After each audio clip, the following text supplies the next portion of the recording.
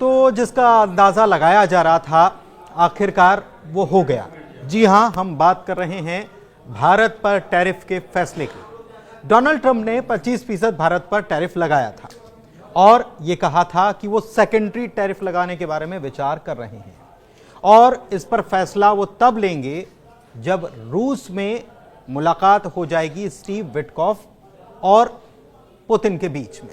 दरअसल बार बार ट्रंप की तरफ से यह कहा जा रहा था कि रूस को शक्ति देने का काम, आर्थिक रूप से सशक्त करने का काम जो है वो भारत और चीन जैसे देश कर रहे हैं, क्योंकि वो उसे तेल खरीदते हैं और दूसरे सामान खरीदते हैं। और उन्होंने कहा था कि पुतिन से मुलाकात के बाद वो इस बात पर फैसला करेंगे कि टैरिफ लगाया जाए या ना लगाया जाए, जिसे सेकेंडरी टैरिफ कहा जा रहा है। तो कुल मिलाकर भारत पर अब 50% टैरिफ अमेरिका ने लगा दिया। 25% पहले लगाया था और 25% जो है वो अतिरिक्त टैरिफ लगाने का काम डोनाल्ड ट्रंप ने किया है। और उस पर कुछ ही देर पहले ये जानकारी आई कि उन्होंने इस पर दस्तखत कर दिए, सिग्नेचर उन्होंने कर दिए। लेकिन ऐसा क्यों हुआ है?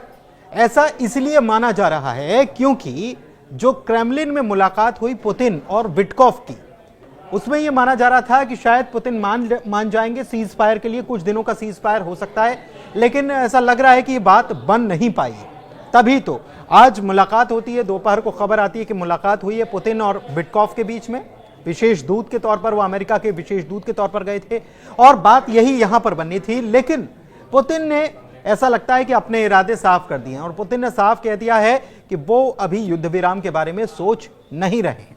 जबकि ज़ेलेंस्की जो हैं वो बार बार ये बात कहते हुए नजर आए हैं कि अमेरिका ने ये फैसला लिया है वो ठीक किया है, क्योंकि ऐसे कुछ देश हैं जो सामान खरीदते हैं, तेल खरीदते हैं रूस से और उसको आर्थिक रूप से सशक्त बनाते हैं, और रूस तब तक नहीं झुकेगा जब तक वो आर्थिक रूप से कमजोर ना पड़ जाए।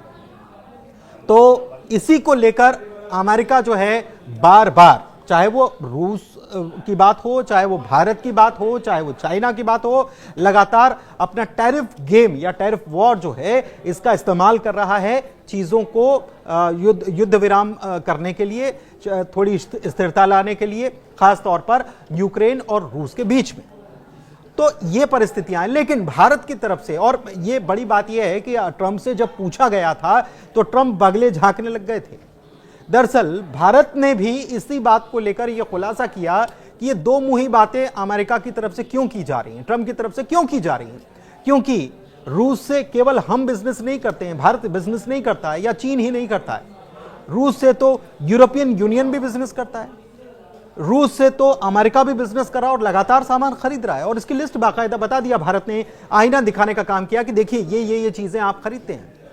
तो जब सवाल किया गया कि भारत की तरफ से ऐसा जवाब आया, ट्रंप से सवाल किया गया था तो ट्रंप बगले झांकने लगे थे, उनके पास कोई जवाब नहीं था।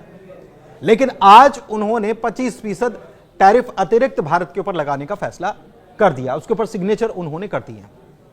अब देखना यह है कि भारत की तरफ से जवाब क्या निकल कर आता है, क्योंकि भारत की तरफ से यह बार बार कहा जा रहा है कि अमेरिका से बातचीत चल रही है। हालांकि वो बातचीत जो है उसमें कुछ हल नहीं निकल पाया, लेकिन BTA यानी कि बायलैटरल ट्रेड एग्रीमेंट हो पाए, इसके लिए अमेरिका की तरफ से और भारत की तरफ से बातचीत की जा रही है और कुछ न कुछ निष्कर्ष पर पहुंचा जा सकता है, ऐसी बातें कही जा रही है। विपक्ष जो है वो भी साथ में नजर आ रहा है भारत सरकार के इस फैसले पर। दूसरी बात कि यह तब हुआ है जब इसी महीने के आखिर में प्रधानमंत्री मोदी चाइना के दौरे पर जाने वाले हैं और बहुत लंबी अवधि के बाद, करीब 6 साल के बाद प्रधानमंत्री मोदी चाइना के दौरे पर जा रहे हैं।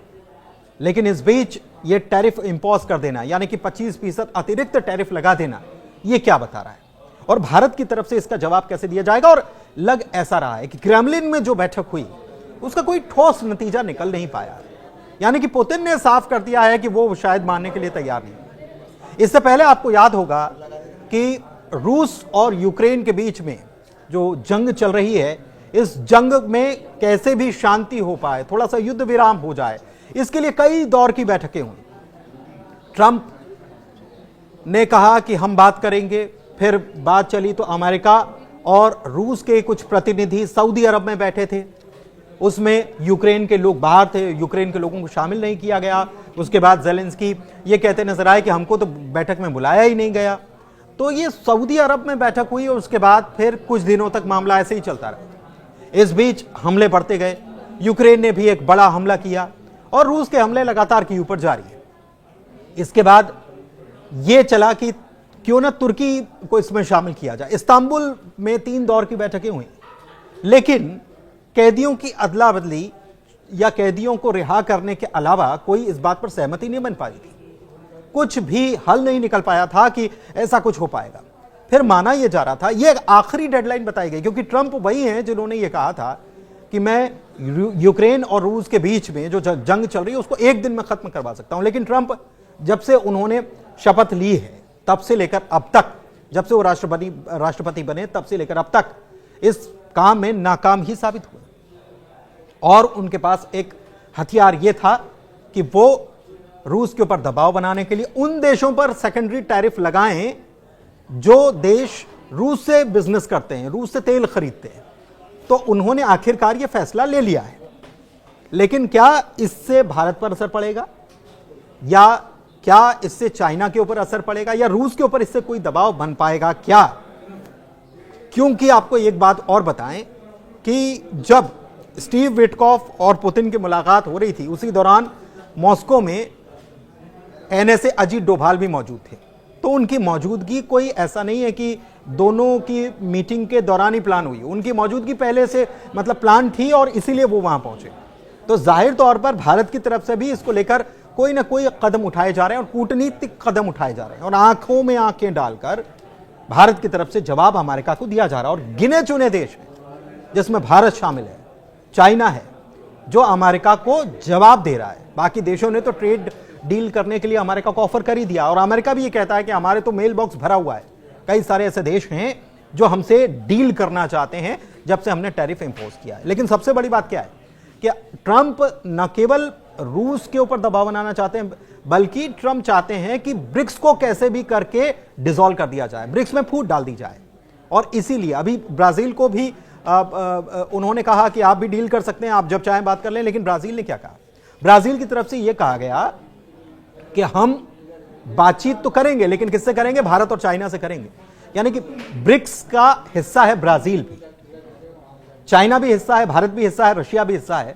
तो इन सभी देशों से एक प्रकार से का डर जो है ट्रंप के अंदर है, क्योंकि ट्रंप को यह लग रहा है कि ये सारे देश मिलकर डी डॉलराइजेशन की कोशिश कर रहे हैं, अपनी करेंसी बनाने की कोशिश कर रहे हैं। और अगर ऐसा होता है तो डॉलर को अच्छा खासा नुकसान होगा, और अच्छा खासा नुकसान अगर डॉलर को होगा तो अमेरिका की इकोनॉमी पर असर पड़ेगा। और ट्रंप यही कोशिश कर रहे हैं कि ऐसा ना हो पाए, और इसीलिए वो येन केन प्रकरण कैसे भी करके एक तो रशिया को साधने की कोशिश कर रहे हैं, जिनको वो कहते थे कि पुतिन मेरे दोस्त हैं, और दूसरी तरफ अमेरिका ये कोशिश कर रहा है कि कैसे भी करके चीन को, क्योंकि एक चीज और है कि उन्होंने 90 दिन का जो लूप लगा रखा था कि 90 दिन तक हम इसको होल्ड करते हैं चाइना के ऊपर टैरिफ, वो भी डेडलाइन खत्म हो रही है। तो क्या चाइना के ऊपर भी यह फैसला होगा? फिलहाल भारत को लेकर उन्होंने फैसला किया है, और इससे जाहिर तौर पर भारत के ऊपर 25% के बाद 25% और यानी 50% टैरिफ लग जाना, अमेरिका में बिजनेस करना जो है वहां पर महंगा होने वाला है। लेकिन भारत इसका क्या तोड़ निकालेगा, या ट्रंप इसी को जो सेकेंडरी टैरिफ जिसको वो नाम दे रहे हैं, क्या वो उन्होंने लगा दिया और उसके बाद फिर वो 90 दिन का कोई लूप लगा देंगे कि 90 दिनों को होल्ड कर लिया जाए? ऐसा कुछ हो सकता है क्या? देखने वाली बात होगी। फिलहाल बड़ी खबर तो यही है कि अमेरिका की तरफ से 25+25 यानी 50% टैरिफ भारत के ऊपर लगा दिया गया।